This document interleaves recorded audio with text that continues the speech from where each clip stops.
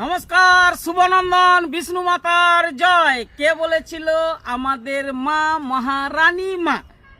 তো ভোটের আগে একটি মহালয়া করছি। যেরকম পুজোর আগে মহালয়া হয়, ঠিক ভোটের আগের মহালয়াটা কেমন লাগছে একবার সবাই কিন্তু অবশ্যই জানাবে।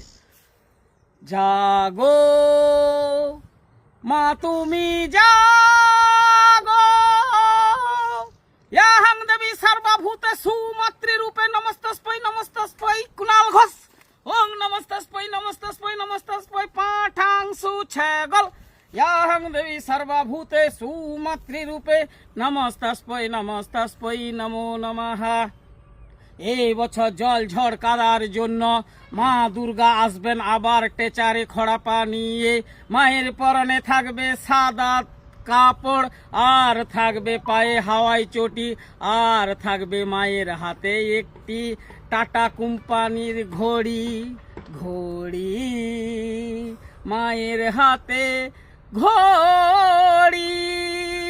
মা বলেছে তোমাদের আমি চাকরি দেবো না, তোমরা সবাই ঘুগনি বিক্রি করো। আর সেই ঘুগনি বিক্রি করতে যাবে আমাদের পাঠাংশু ধরবে ঘুগনির হাঁড়ি। ঘুগনির হাঁড়ি। ইয়াং দেবী সর্বভূতেষু মাতৃরূপে নমস্তস্मै নমস্তস্मै। ছিনাল ঘোষ যে বলেছিল মাকে চোর, সে থাকবে মায়ের সামনে ঘটের বদলে প্রার্থনা করবে, মা তুমি আমাকে গরু চুরি, কয়লা চুরি, সোনা চুরি, সব চুরি টাকা আমাকে দেবে। আর মায়ের সামনে থাকবে চারটে বডিগার্ড। একটি হচ্ছে লাগাও সায়নী লাগাও, তার থাকবে পাশে একটি নন্দীগ্রামের একদম কটকটি ছটপটি একদম সুন্দরী নষ্টাগিরি।